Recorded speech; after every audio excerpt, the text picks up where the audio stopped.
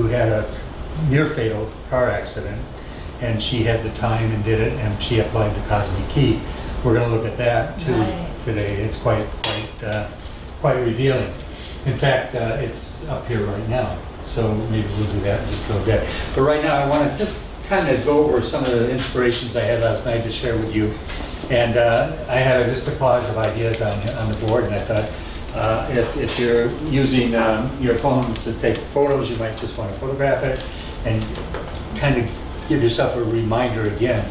But here's the thing about this. When you're looking at a chart, if you see Venus and Mars afflicted and you see them conjunct each other, there's a lot of conflict there with those aspects. Why do I dwell on conflict so much? Because if you do a chart for somebody and you blue sky them, you know what I mean by blue sky? Yeah, you know, people are going to say, come on, I came over here for this.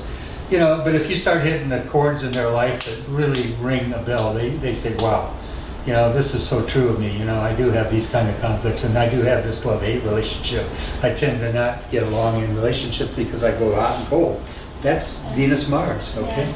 Right? My best friend has that, and in conjunct both Who of has them. it? My best friend, she's here with me now. She has Venus conjunct Mars in conjunct Pluto. Wow. And she's never, I don't think she'll ever make it with anybody. No, because because she's constantly hot and cold. Yeah. You know, and they fall in love fast, hard, and then they lose interest so quick. That is not always that way, but I mean, it's just a love-hate thing. My ex-wife had a Venus conjunct Mars, you know, and it was hot and cold all the time. And finally, I just couldn't handle that anymore. And I don't mean to talk about my ex, you know, but we all, you know, she could talk about me more than I talk about her, you know what I'm saying? But the whole point of the message is that we need to understand these energies, and where do they come from? What's the root of them, you know? And when you're in a relationship, you begin to see the roots of why they have those feelings toward you, and why they have this constant hot and cold, and why they have this repulsion, attraction going on all the time in their life. And it's hard to be in a relationship with that, okay? And if you have in your chart, it's also difficult for you, okay? So it's also, you know, jealousy and hate. And a man's chart and women's can be the same. The possessiveness of Venus. Venus is possession. You don't think of it that way. You think of money and love and affection and all that. But when it's afflicted, it's very possessive. Well, it rules Taurus too. Huh, Elena? Possession. What, Yeah. Second house. What's that mean? What's that mean? You know? Position. I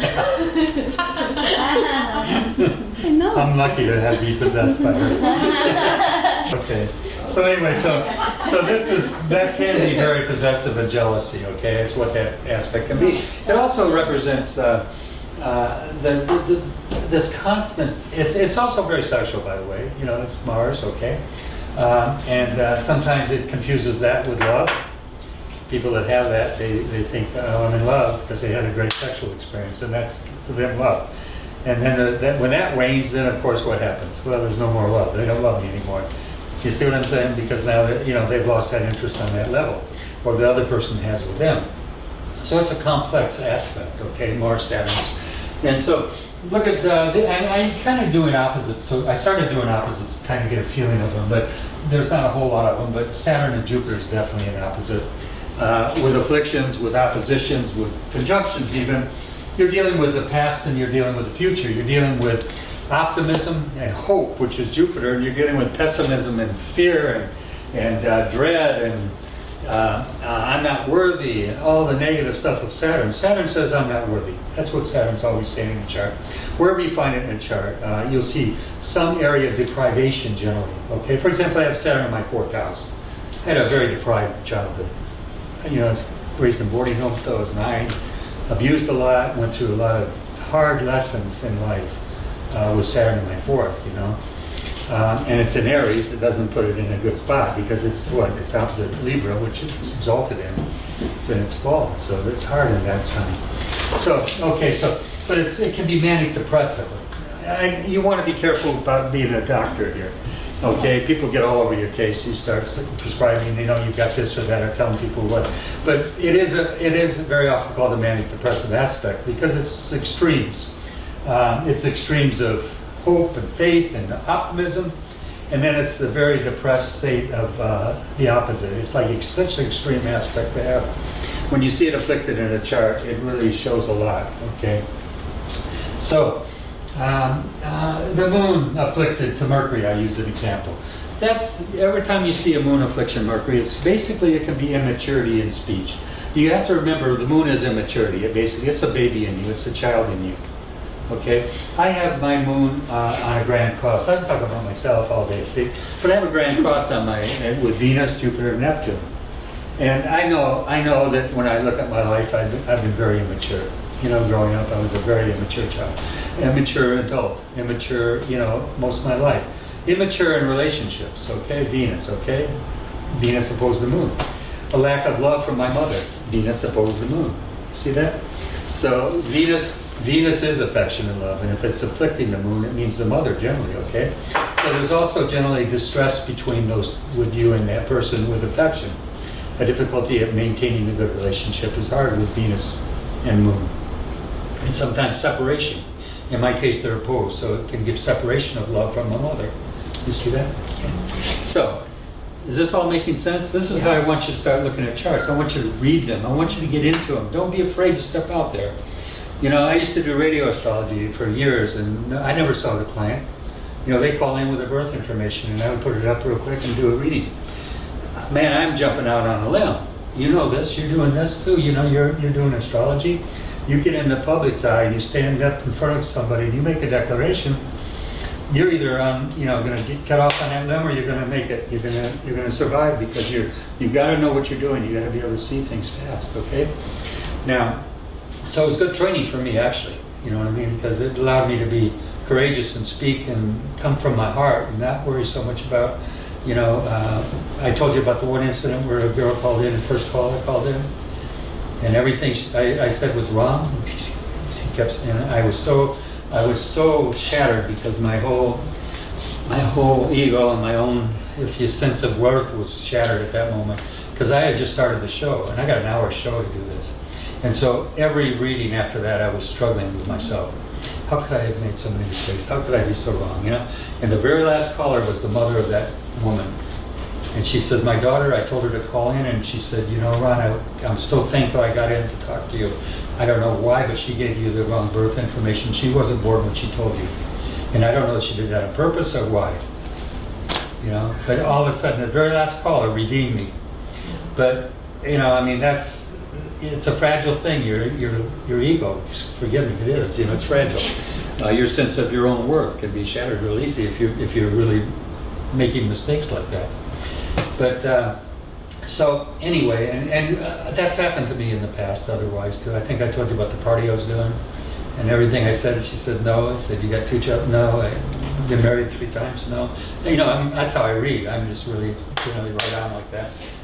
And finally, I said, oh, well, I'm sorry, because everybody had paid me to do their charts, and it was a party type thing. It was a birthday party, and they hired me to come and do readings for everybody, and everybody chipped in. Mm-hmm. So anyway, I just stopped. I said, look, I want to give you your money back. I said, I can't read your chart. I said, I don't know what's going on. I'm so sorry. And she said, well, can I just sit? I don't want my money back. Can I just sit and talk to you for a while? I said, sure, of course. And so we're chatting, and then she looks down and she says, is that my chart right there? And I said, yeah. She says, and back then the charts I had the birth information in the center, not on the top. And she looked, is that my chart information and my birth information? I said, yeah. She said, well, I wasn't born in August, I was born in October. The hostess had taken the wrong information from her and gave it to me, and I couldn't read her chart.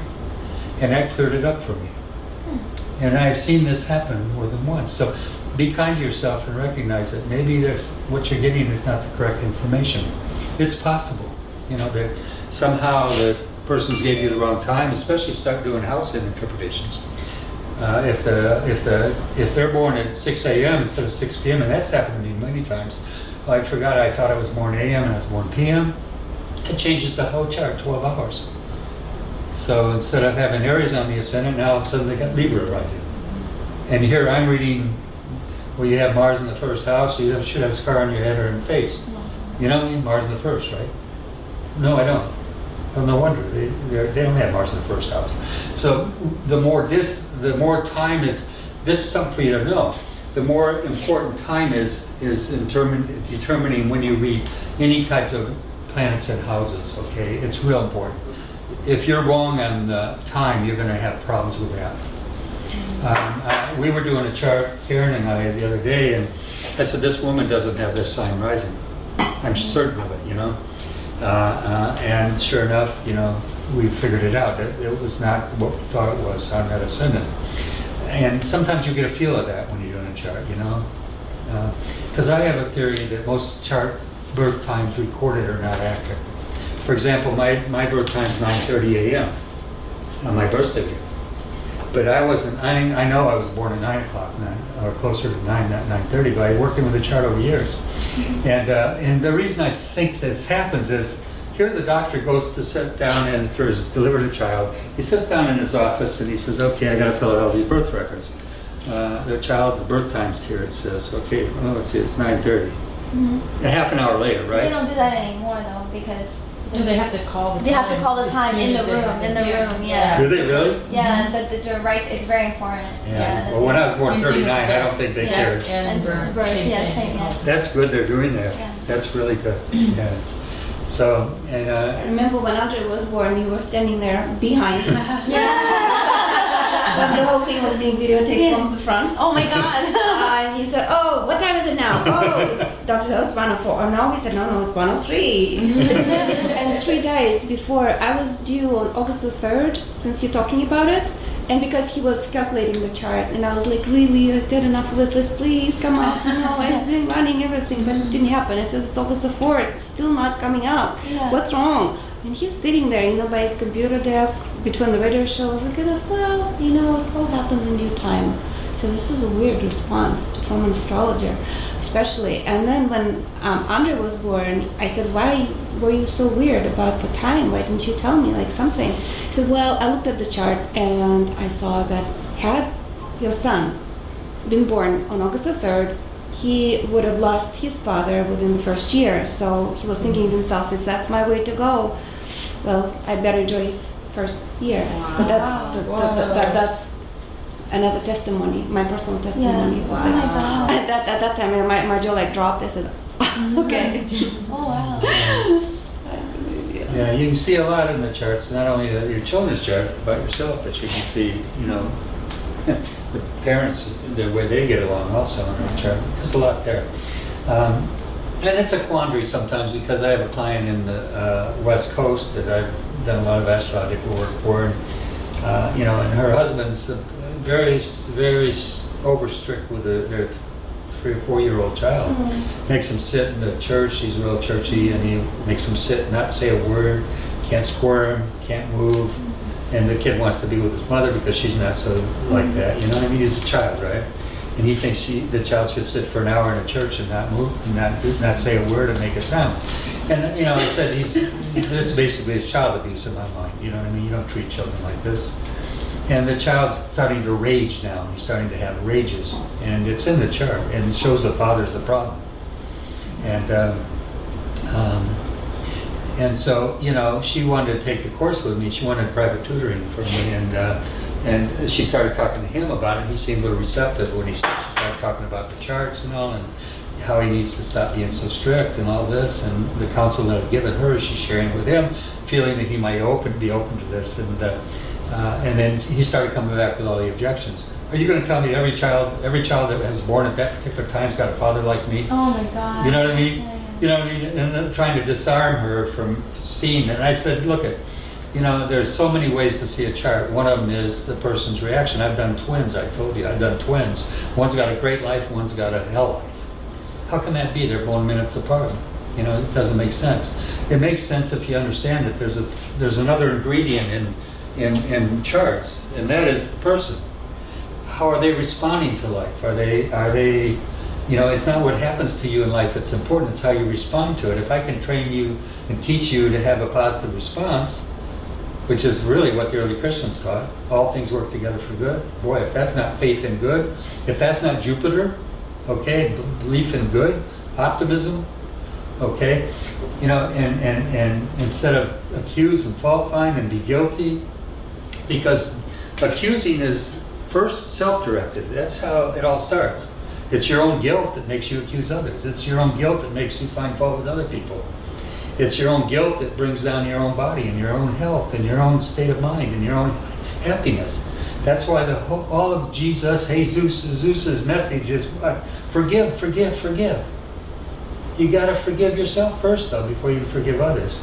As long as we're walking around in guilt and recrimination and all these negative thoughts about ourselves, we'll never be healthy and we'll never be whole. Because the body can't withstand that constant barrage of thinking. Every cell of your body responds to that negativeness. See what I'm getting at? So a lot of, there's amazing scriptures. Some of them say like a cheerful,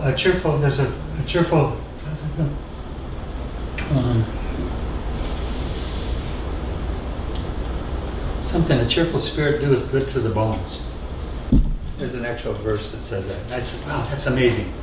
How can that be? Because if you're depressed all the time, Saturn stuff, you've got bone problems, you've got skeletal from bottoms, you've got pains in your joints, and all this is Saturn stuff, So if you're walking around not cheerful, not in a happy, joyful mood, the word jovial is Jupiter. What's jovial mean? To be happy, to be positive. So we all want to be jovial, right? We want to have light. We want to be in the light, not in darkness. We want to keep our eyes dilated, right? What's that? Let in more light. If the eye be single, the whole body be full of light. How do you get your eyes single? You dwell on the good. Take mushrooms. Take mushrooms. Actually, that's right. Yes. And I'm not allowed to talk about it. See? Probably lock me up for drugs again. So not again, but they definitely would. But the early Christians were mushroom cultists, and I don't talk about it because it's not a very Oh, we're popular. not allowed to know that's an antidepressant, like a legitimate one. Say that over. I said we're not really allowed to know that it's such an antidepressant. Well, yeah. It's Yeah. a legitimate. Changes the serotonin levels, right? Well, yeah, but you could take L-tryptophan for that, but mushrooms are Something else, they're right? different Yeah. because you're merging with a plant. You're literally taking on the perspective of a plant that of itself is a multidimensional being, and really, you know what I mean? You know what? There's something about you that's amazing to me. You know what it is? When you start talking and teaching and sharing your knowledge, you change. Your face changes. You become beautifully radiant. No, seriously, you do. Thanks. I remember when she was on TV, with you, I just couldn't believe this woman. And I didn't even, really truthfully, I have to be truthful, I didn't recognize her later when I just see her there. It's like, what's going on here? See, there's something, an aura about her when she's doing her thing, when she's into her What color spirit. is it? And sharing her knowledge. The light comes on, you know what I mean? And she's radiantly beautiful. That's amazing to me. It's amazing. I don't understand it. So anyway, Well, no, it would be the she's going to tell me that. the soft aspect from Mercury to Uranus, right? That can do it.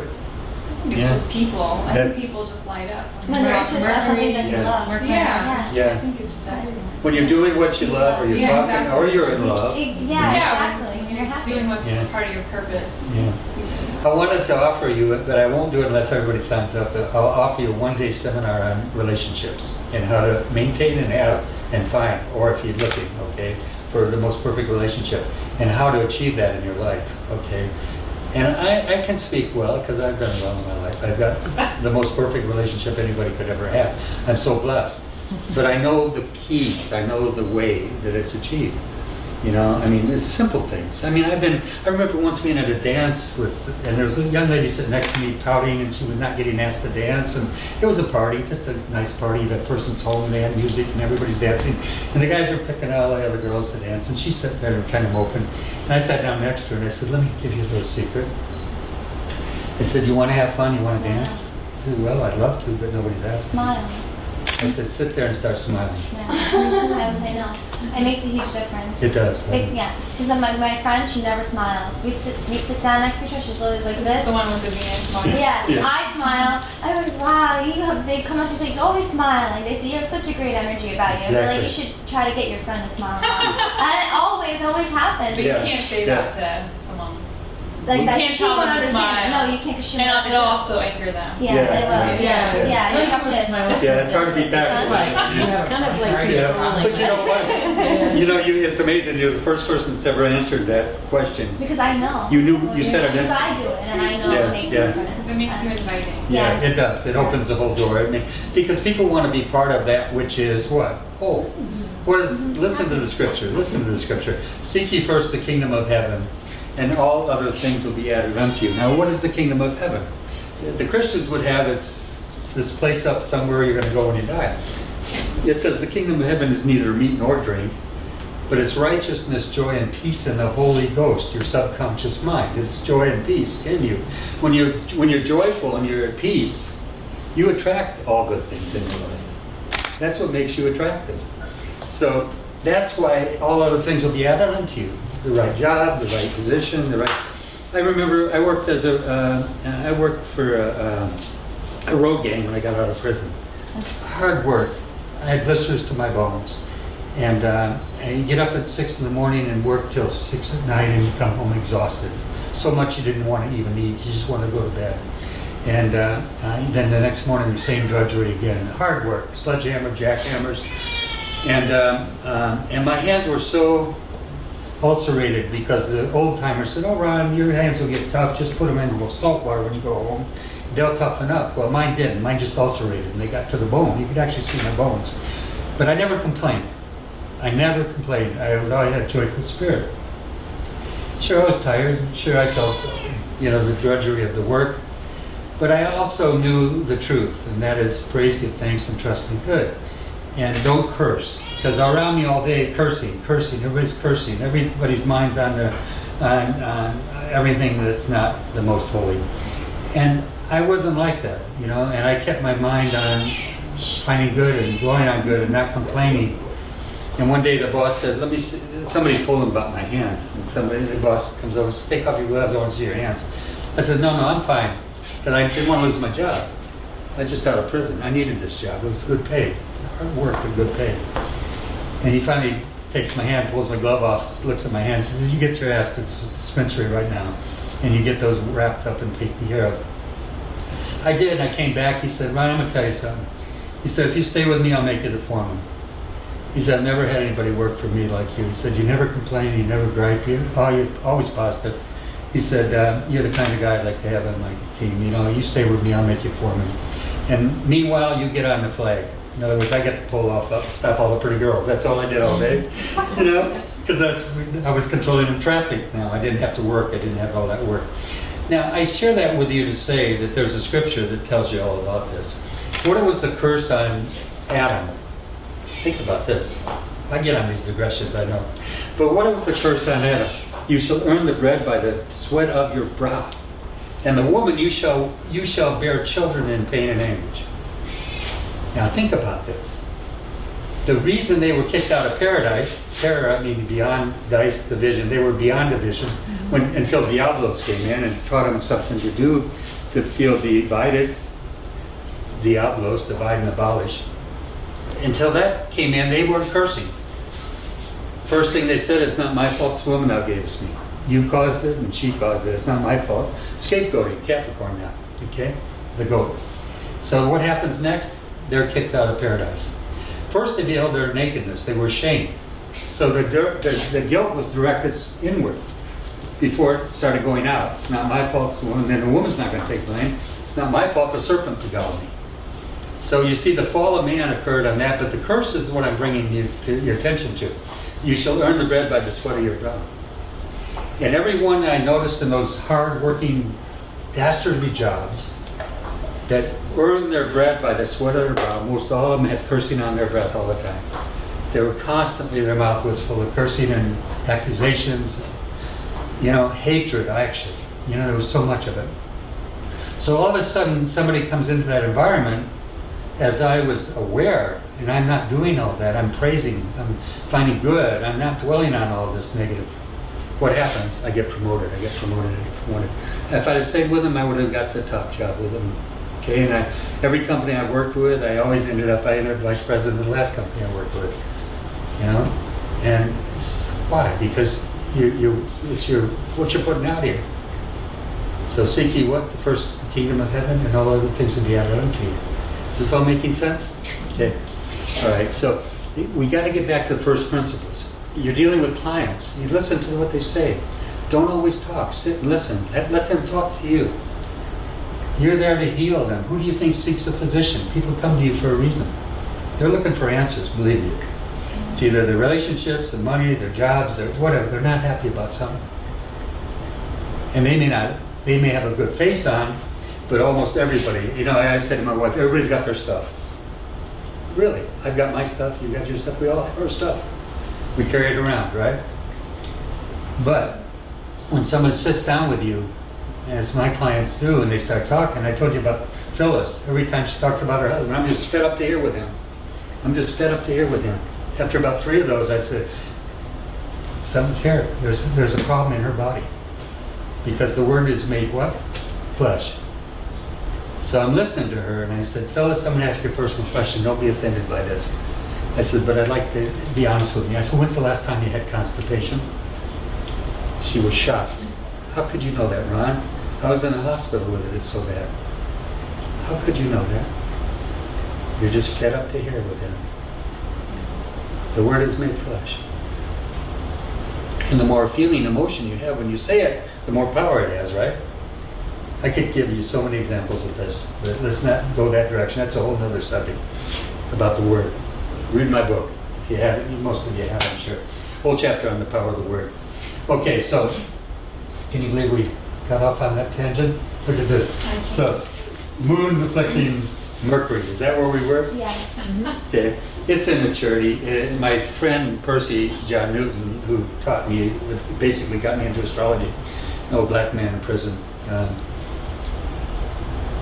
He used to say, Mercury afflicting the moon can be a fool.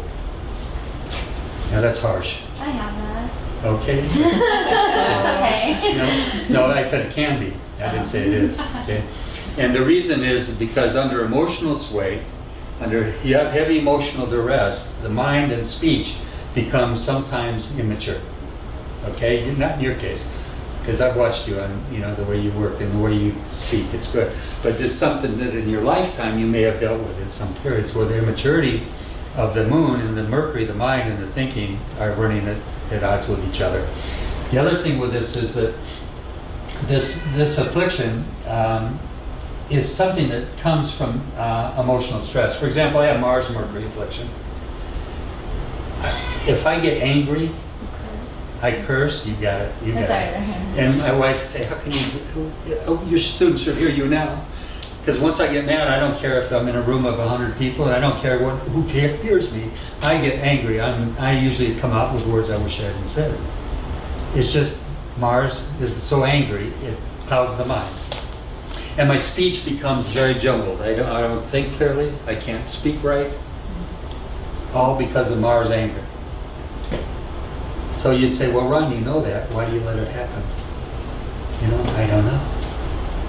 Why do we behave the way we do?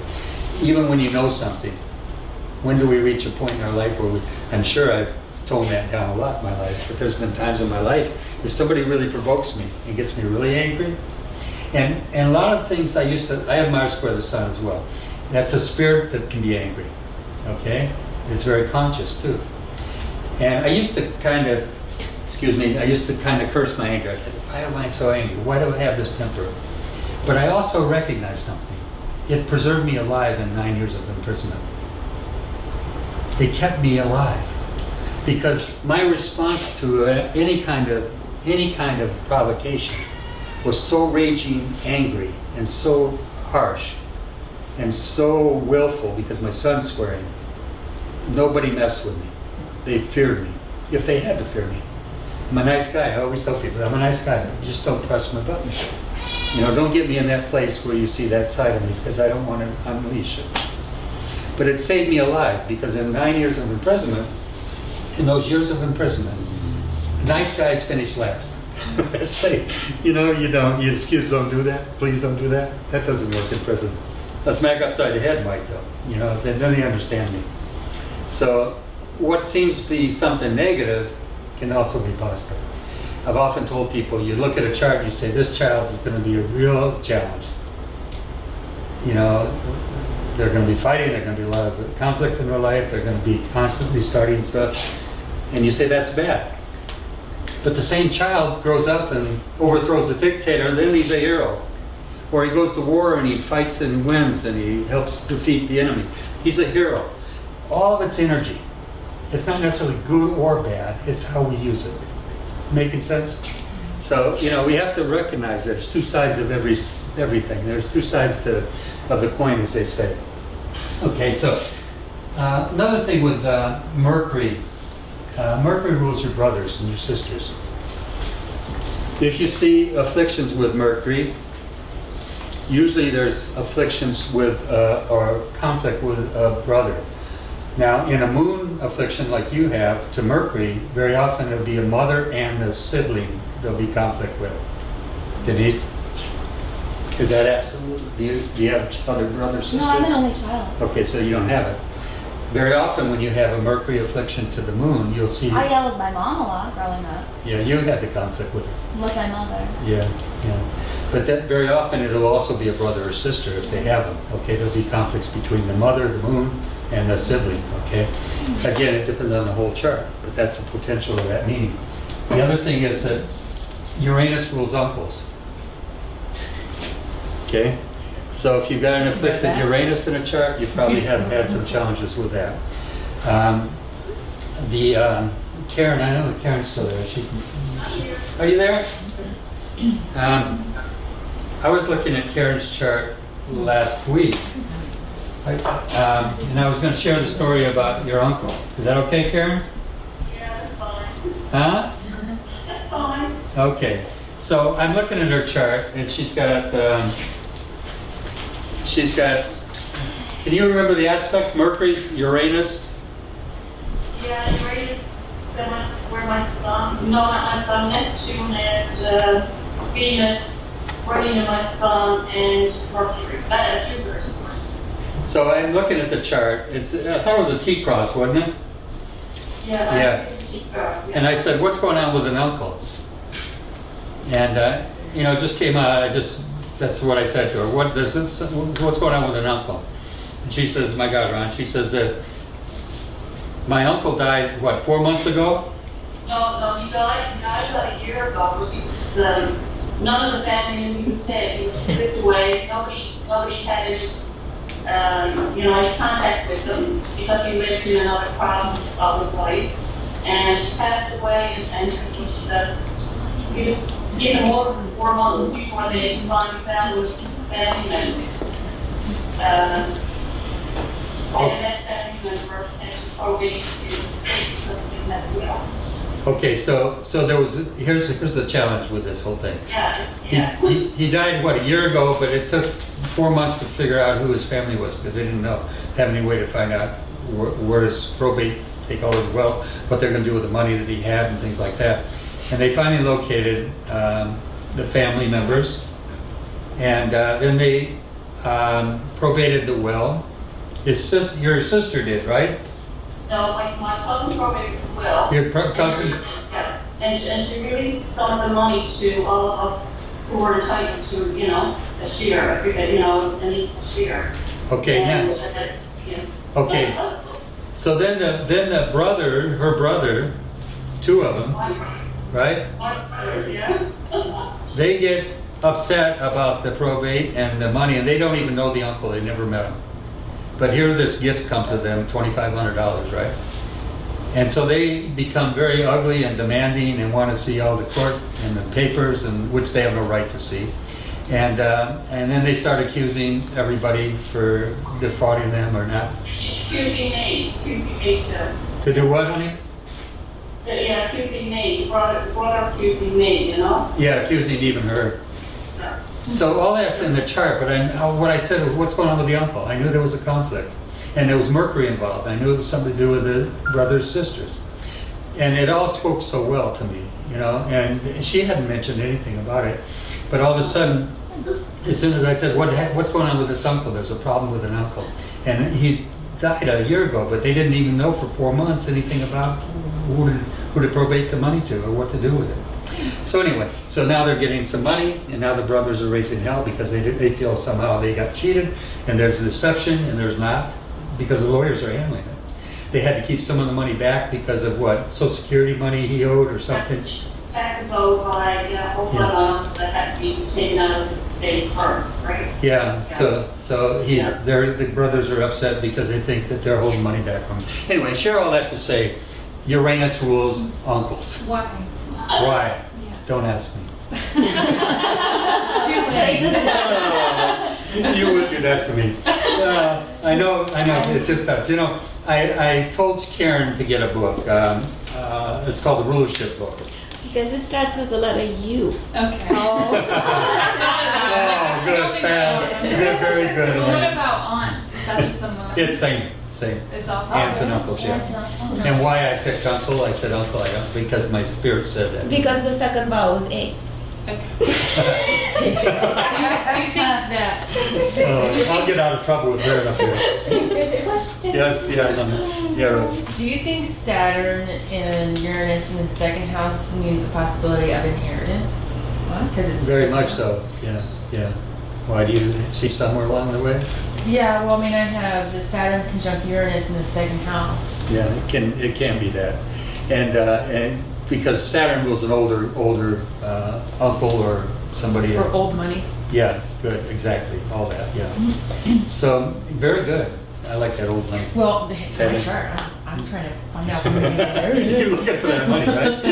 Also, look at eighth house. Now you put it out there. Yeah, eighth is actually is other people's money more than the second. Yeah. But you know, you'd have to look at the whole chart. You can't. It's real hard when I do it up here because you ask me something or say something, and it's based on one thing. I don't know the whole chart. But when you see the whole chart, it'll give you the message. But so very often Mercury, Uranus is siblings. It's also mental conflict if it's with Mars, Mercury. It can be quick anger. We talked about that. I have that aspect. Mercury or this aspect can cloud the mind, cursing, speech, all those things that I represent when I get too angry. All those things that, even though I know they're there, they're still part of my nature. And so, also, the other thing about Uranus is very musical. And with Mercury, it often gives musical ability.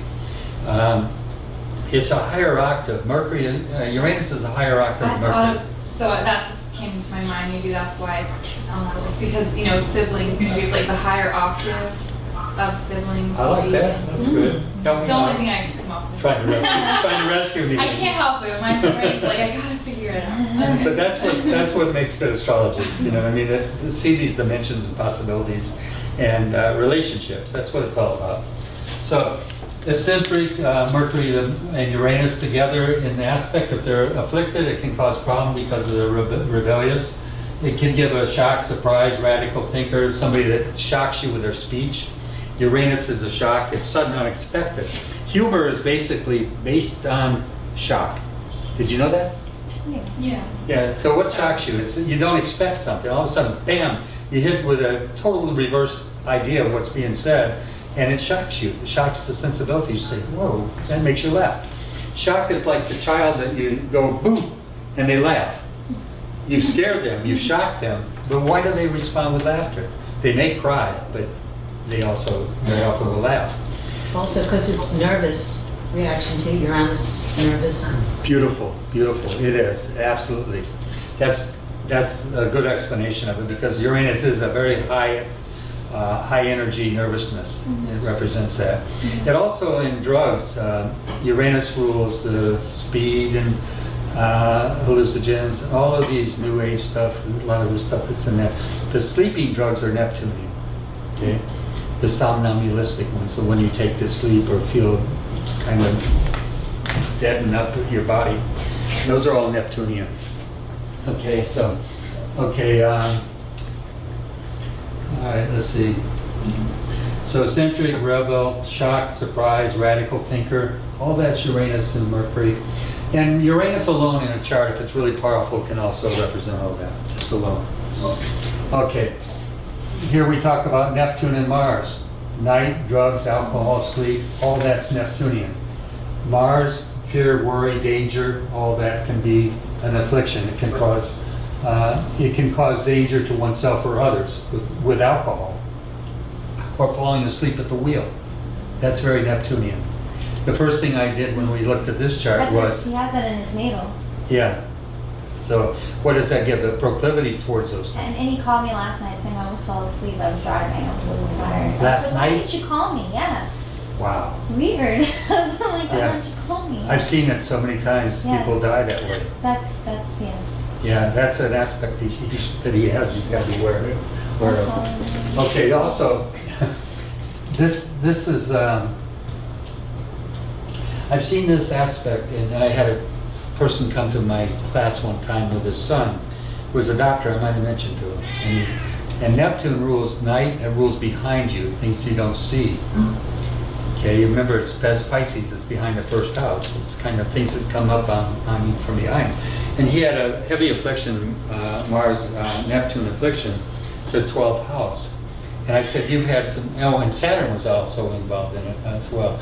I said, you've had some very bad injuries from car wrecks that have been things you didn't see coming, and generally from behind and at night. And he freaked out. He said, he's one of the top surgeons in the world, heart surgeons, and he's become a good friend of ours. But he said, Ron, he said, I've had 3 people run into me from behind. And in fact, he said, I've been injured so bad that I have to stop my practice as a surgeon. It's disabled me so much. And a couple of years went by, and I get a call from him the other day, not a couple of days, it was a couple of months ago, quite a few months ago. And he says, Ron, I've had another accident, the same thing. Somebody hit me from this time, that was back to the side. And he said, when's this going to stop? I said, you just got to be really aware of it. The potential's always there in that chart. So what's going to trigger? Cosmic key. Then you can see it better, okay?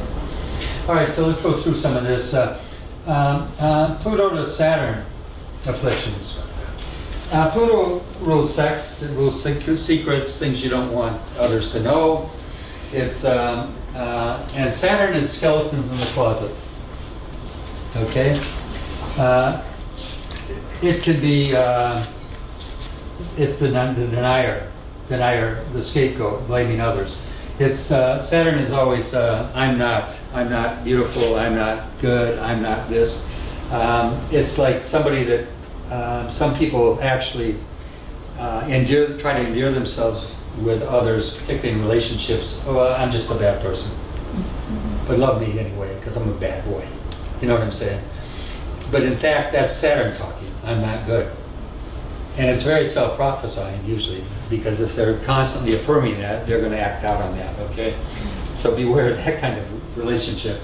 But anyway, this is very often when I see these afflictions, there's a lot of skeletons in the closet that revolve around this, okay? And there's probably not another area that Saturn works the best with, you know that. Saturn is the accuser of our brother, right? He who accused our brother before God both day and night. Well, Saturn rules sexual energies. And there's only 3 applications for that energy, and it's Kundalini, the serpent on the cross, or on the spine. And the raising up of that energy is called regeneration. Okay, a child that's born of that energy is called the generation of children, a generation. The misuse of that energy is called degeneration. And that affliction often brings a lot of that behavior, degenerative behavior. When you see it in a chart, there's a lot of stuff going on. There's a lot of guilt. Okay, the accuser's working, guilt and shame's involved, and the secrets here is Pluto. I don't want anybody to know the secrets. This is something I've done in the past. You see that? So, it could be incestuous things, it could be things that nobody would never talk about. It could be some behavior that they got involved in on some level that's caused that to happen. And you got to remember also when you see Saturn to Mars, this is one of the hardest aspects because you're dealing with anger, holds on to the past hurts. With the Saturn-Mars afflictions, people have to learn to let go of the past. Okay? If they don't, they're going to continually regurgitate it, experience it, and have it affect their soul. Okay, it'll cause a lot of problems, again, with the skeletal frame, the teeth, the bones, and the muscular system. All of those things are Mars and Saturn. So you have to recognize the dimensions and the levels of it, these things. It's not just seeing Mars as anger and Saturn as depression. What does those lead to? That's what makes you a good astrologer. Because all of a sudden now you can prevent something or actually see it in a person and say, wow, are you having a lot of problems with your skeletal frame? You got problems with arthritis? Are you having problems with joints? Are your knees bothering you? I mean, I've had a person walk in. I remember one guy walks in with his girlfriend. I did her chart, and then she brought him to get his. And I had written all these things on his chart. I said, knee problems. And I'd written it before he got there. And I says, musician, top musician. And he comes in, he sits down, and I didn't see he had long shorts on. And first thing I said to him, I says, what's wrong with your knees? He lifts up his shorts, he's got bandages on him, he's got surgery on his knees, he can hardly walk. And he says, I had to just learn to walk over again. And then he turns out he's a musician in a band. That's what he does for a living. But those things I see ahead of time, and what I'm saying to you when you're doing charts, you should be taking notes ahead of time, making these little things you see in the chart, bringing them to the surface. So when somebody sits down with you, you can, before they say a word, you've already got it there. It's something you can show them. This is what I've seen in your chart before you walk in. You got serious problems with your knees. What is knees ruled by? Saturn. Huh? Saturn. Saturn, good. And what part of the body does Capricorn rule? Bones, joints, Knees. What couldn't they do to Christ on the cross? break his knee. They couldn't, what? Break his knee. Isn't that amazing? Why? Because Saturn or Satan had no power over him. They couldn't break a bone of his body. Tell me all these mysteries aren't in there? For you to see, if you look at it, you say, wow, why do they teach us that? Why do they talk about that? Why did they break the knees? Because if they broke the knees, their lungs would collapse because they couldn't hold themselves up anymore, right? Compress the lungs. And they would die quicker. I mean, these are all the mysteries. They're all there. When you did the chart of your son before he was born on August 3rd, did you do the cosmic key to determine, that you might die within the year? No. Your father might die? No, it's good. You just saw it in the natal chart? Yeah, Do I you saw- remember what you saw? Yeah. Do I remember it? Yeah. Like, what aspect made you say that? Yeah. It was a really bad affliction, Saturn and Sun. There was more. There was Mars as well. There was three actually, the worst planet aspecting the Father. And the Father is two in the chart. It's not only the Sun, it's your spiritual father, it's the loving father. And Saturn's the disciplined father. Saturn's that puts the limits on you. You'll be back by 12. And if you're not, I'm taking the car away from you. That's Saturn talking. You see what I mean? I'm going to take something from you. You're going to be deprived of something. That's Saturn, Santa Claus. If you're good, I'll give you gifts. If you're bad and naughty, I'm going to give you stones in your stockings, okay? Or coal. That's Saturn talking. That's the stern father talking. So when you're looking at a chart and you want to see yourself or your father in a chart, look at those two. You can see how they interact. Okay? He still was born with Saturn opposing the Sun. Okay? But it wasn't aligned in the way that would kill me. Okay?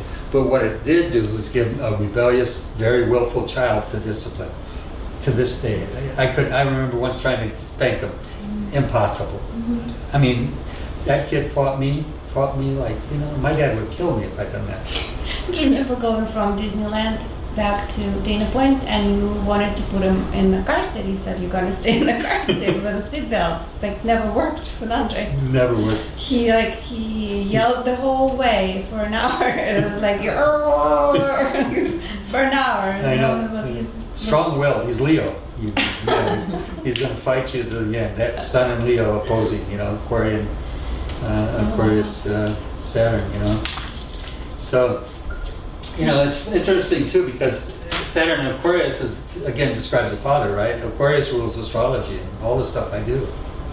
It's amazing, isn't it? And we both have Gemini. It's funny, another thing is almost all my boys had Gemini moons. And Yeah, I'm Gemini that's true. moon. I What about Brian? see that in charts of children and their parents. There's always the moon is very similar. Something about the moon. Isn't it? It repeats. Because my mom also has in her 8th house. And then I saw someone else's, like, his moon is in the 7th and in Aquarius, and then his mom is in Aquarius. Yeah. But then her moon's in Scorpio, but he's a Scorpio. Like, you always see Yeah. weird, I have that with my daughter. Yeah, you I do. was born with Yeah. the moon in Aries at 23. She was born with the moon in Aries at 23. Yeah, Isn't it it amazing? happens. It's some weird It's connection. strange, isn't it? Yeah, and we're really close. Yeah, yeah. That's so nice It's nice. that they have a conjunction. That's so nice.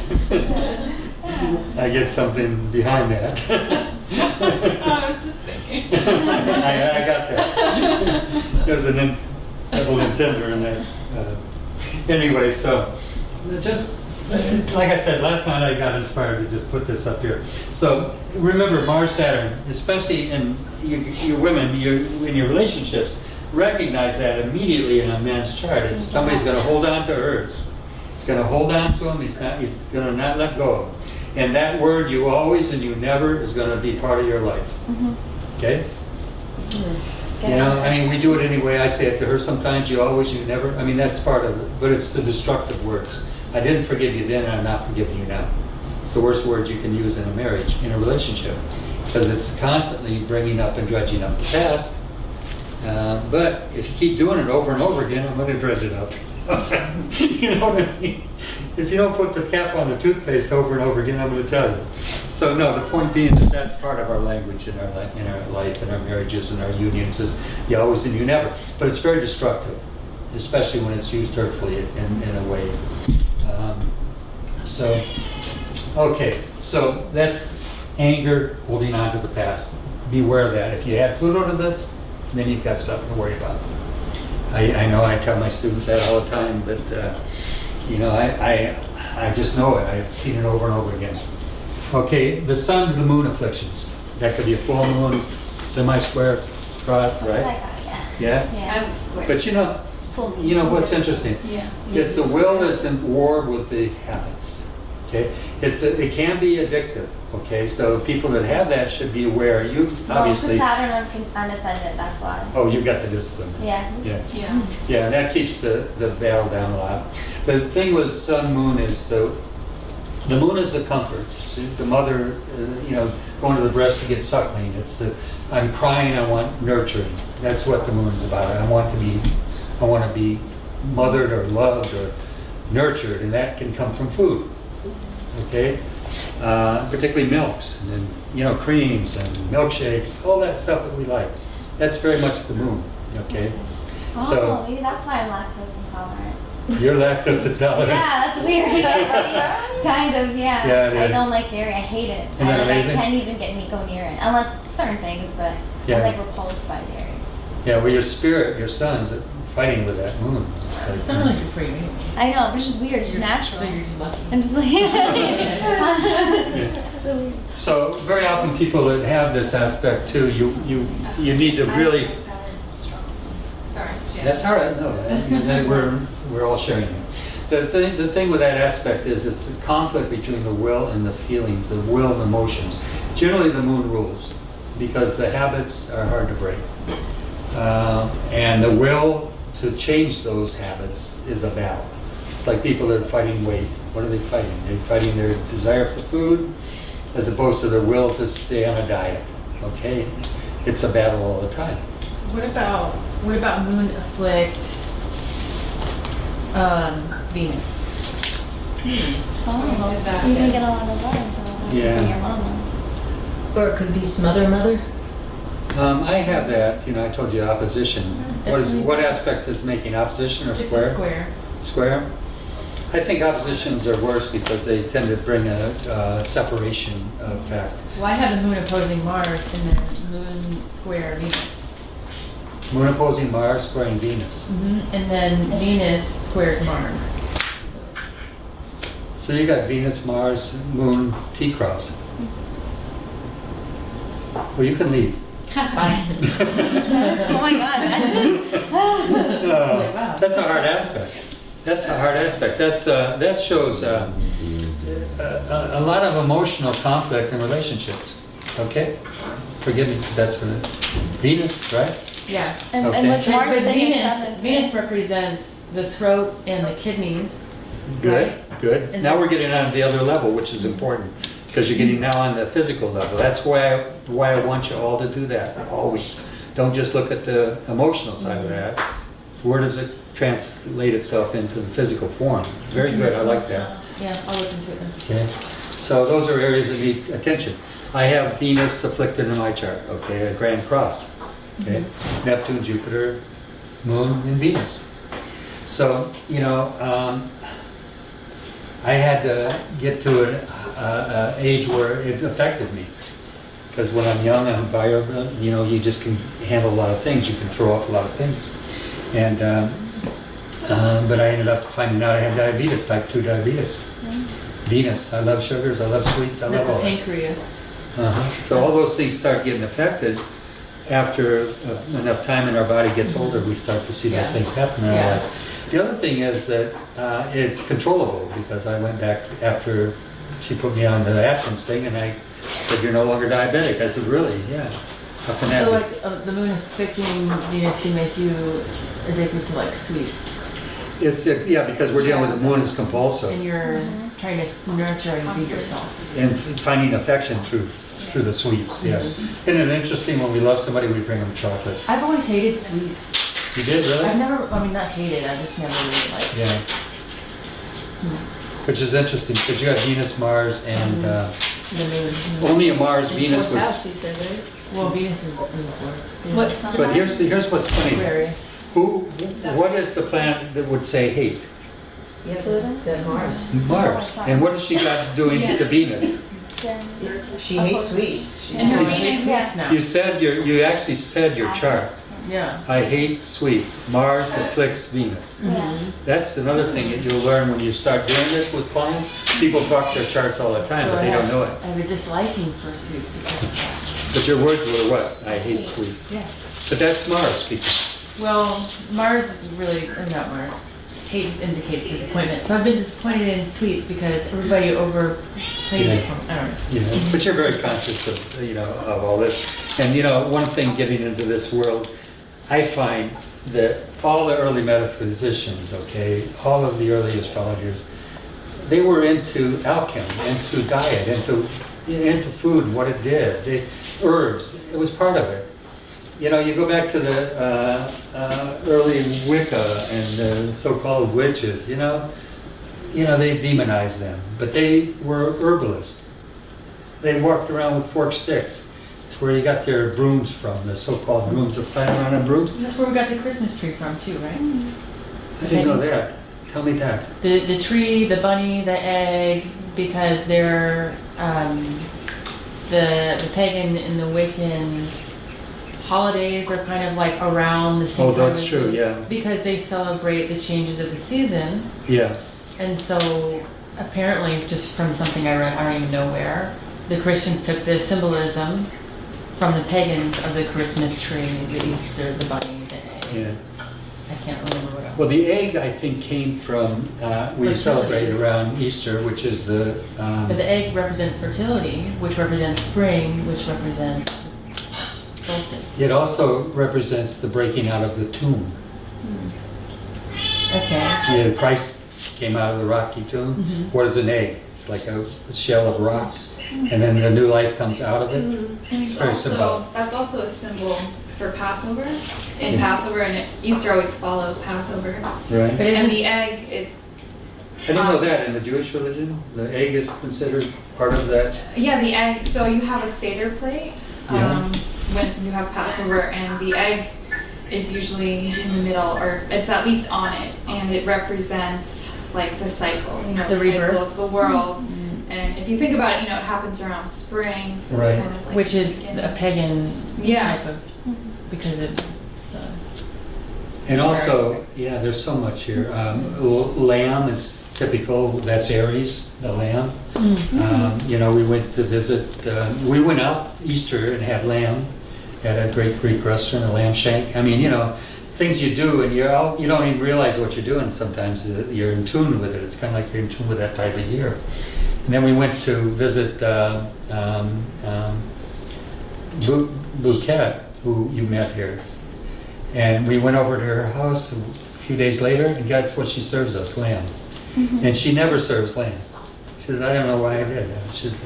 But there's a lot of things that are going on, I think, in a cosmic sense that we don't pick it up. That we don't see relationships. And sometimes we're doing things unconsciously that are being motivated by these influences that are celestial, really.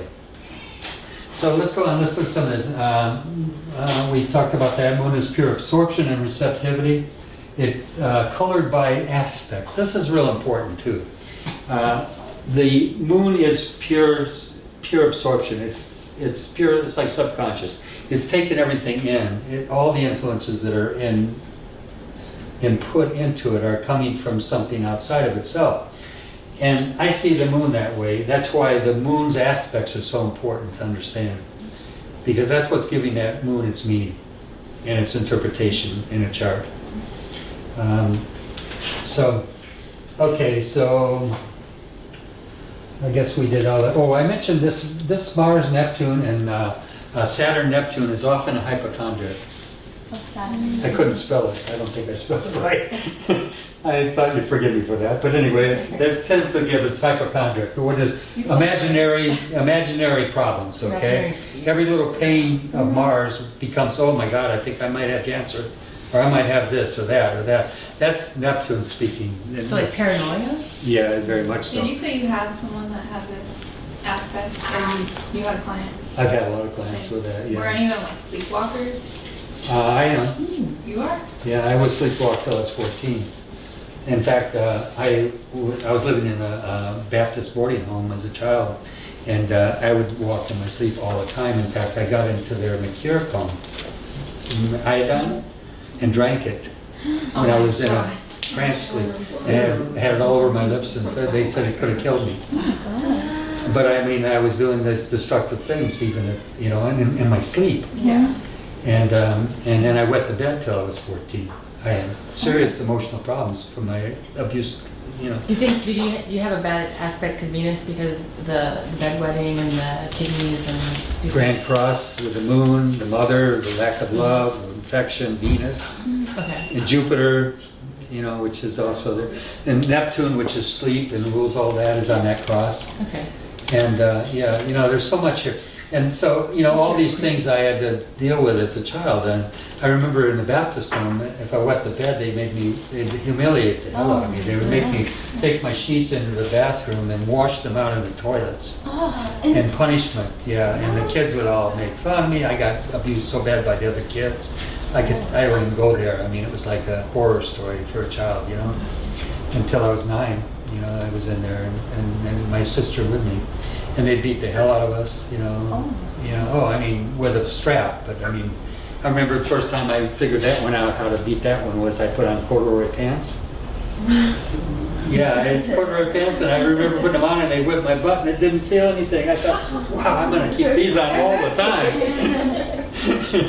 I figured out a way here. Yeah, and my mother would come and visit every so often, and I would cry and raise such a tantrum when she left, because I was so stricken by being left there. And I remember she told me later, I said, why didn't you visit me? So because it was so hard. Every time I came, you made such a fuss and cried and screamed and hollered. And I just stopped coming. I said, thanks. She was, when I look back at it as a parent, I see, but when I was younger, you don't see those things. You know that? You don't see, you just don't see. You love them despite their faults. My stepfather, who wasn't my real father, he hated her with a passion. And my stepmother hated her too. And they would say awful things about her, and I would just always cringe because I loved her despite all that. Isn't it funny? Yeah. We're funny Well, your human parents beings. are like gods to you. They are, what I aren't mean? they? They truly are. Yeah, very much so, yeah. They can't do wrong, It shows you. No matter you see, you just want them to love you. Huh? You just want them to love you. That's all, yeah. Yeah, to Yeah. accept you. If you think about it, really, truly, It's not just, everybody's only looking for one thing, love and acceptance. Sometimes we look for it in the wrong way. You know, a lot of people are doing that out in these clubs and bars, and they're not looking for love, they're looking for pleasure. Our very survival depends on love, especially like when we're born. So like, as opposed to most animals, we can't even fend for ourselves at all for like at least the first year and a half. So we are literally thinking, okay, my survival is literally based on if somebody loves me or not. That's right. And then the minute people stop loving you and start putting conditions on that love, that's when you go, oh fuck. And then the ego goes, okay, changing the route to survival. Yeah. And then you grow up and none of it matters. And think what the prisons do. Yeah. They take somebody that's not been loved and probably had a hell of a And then when unloving you lose parents. love, like a breakup, you stop eating, you start to decline, to degenerate. Yeah, yeah, yeah. Yeah, we could surely learn a lot from not just astrology, but just plain common sense in this Yeah, world, you know? basic psychology.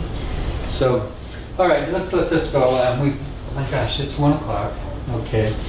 But I really wanted to bring this back into your scope of thinking. And it's so important you stay with the interpretations and the charts well and understand them. And the other thing is, I want to look at the cosmic key a little bit more today. Also, now, remember, you all know 2 of the things that are always available to you. One is the new moon's position.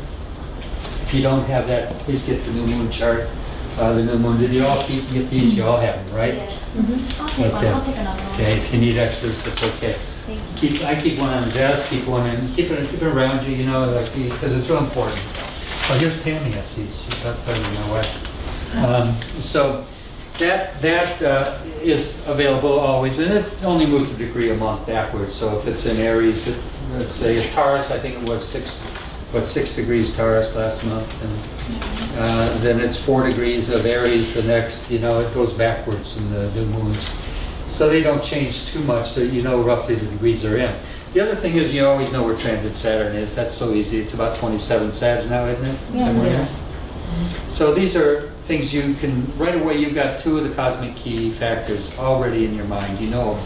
You sit down with a client and, you know, here's the one thing that's interesting, and I'll share this with you. When the new moons are falling about the same degrees as Saturn's transit, that's when they can be really calamitous. Well, hello guys. Tammy, hi. Look at Zeus. Zeus missed you. Okay. Well, thanks for. Come on, give me a hug. Come over here. Get over here. How you doing, honey? Oh, great, great. Good to see you again. Hi, how are you? Hi. You never met me. Well, maybe, I don't know. I met the other boy. Yeah, the other, Yeah, yeah. This is the last one. This is Elias. Okay, glad. Well, Yeah. great. Come on in. Last but not He's least. almost 16. Okay, my gosh. am 16. You are 16. On the 28th. Don't shorten. Okay. Well, look, make it here. Somebody, have this chair here. You want to sit?